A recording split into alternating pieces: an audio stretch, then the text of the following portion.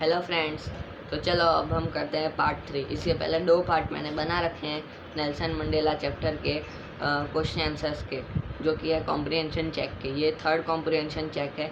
इसमें सिर्फ 3 आंसर है, वो भी फटाफट कर लेते हैं। चलो मैं आपको एक्सप्लेन करूँगा, आपको सिर्फ सुनना है और आपको आधे से ज़्यादा याद रह जाएगा।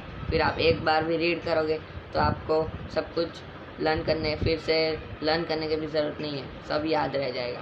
ऐसे मैं एक्सप्लेन करूँगा और ट्रिक बताऊँगा लर्न करने की। स्टार्ट करते हैं। पेज नंबर 24 का है comprehension check. What twin obligations does Mandela mention? Twin obligations माने के 2 हमारे कर्तव्य। कौन से 2 कर्तव्य वो हमारे मेंशन करते हैं नेल्सन मंडेला उनकी स्पीच में। ठीक है, ये चैप्टर में ज़्यादातर स्पीच का ही दिया हुआ है, कुछ है नहीं। स्पीच आप और भी डिटेल में जाना था तो स्पीच आप 1-2 बार पढ़ लेंगे ना, आपको बहुत अच्छा हो जाएगा। फिर what twin obligations does Mandela mention, इसका आंसर देखते हैं। Mandela mentions that every man has twin obligations, यानी कि हर आदमी को 2 ऑब्लिगेशंस होते हैं। ठीक है, the first is to his family, 2 कर्तव्य होते हैं। पहला उसकी फैमिली के तरफ, पेरेंट्स और वाइफ और चिल्ड्रन, यानी कि पूरी फैमिली के प्रति जो होते हैं वो। और दूसरा होता है उसके कंट्री की तरफ, उसके जो कंट्री के पीपल होते हैं, इस कम्युनिटी होती है, उसका कंट्री होता है, उसके तरफ। तो हमें 2 मेंशन करने थे, तो हमें ऐसा लिख सकते हैं। Mandela mentions that every man has twin obligations. The first is to its family, parents, wife and children. इसमें आप खाली फैमिली लिखे तो भी चलेगा।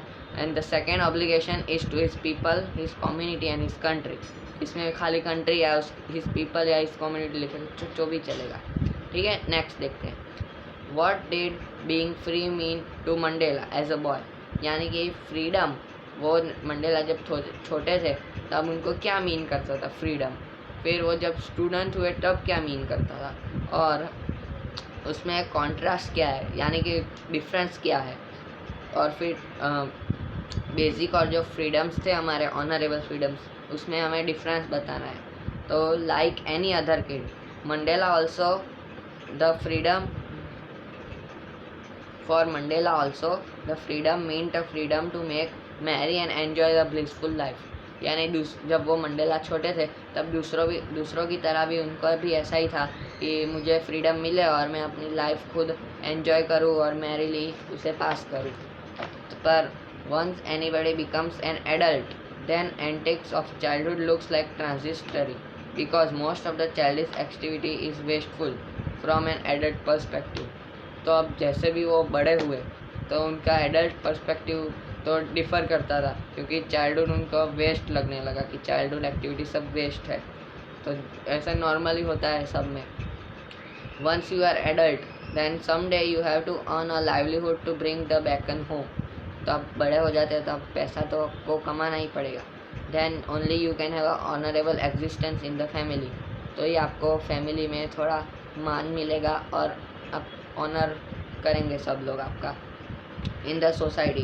तो बस वही फ़र्क बताना था कि जब वो छोटे थे तब वो सिर्फ अपना फ्रीडम के बारे में सोचते थे और चाइल्डहुड एक्टिविटी करते थे, खेलते थे।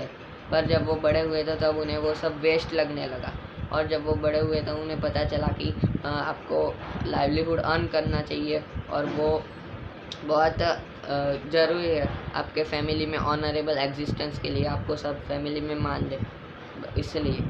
तो ये था हमारा पेज नंबर 24 के क्वेश्चन आंसर्स का एक्सप्लेनेशन। ओके, नेक्स्ट पार्ट में मिलते हैं।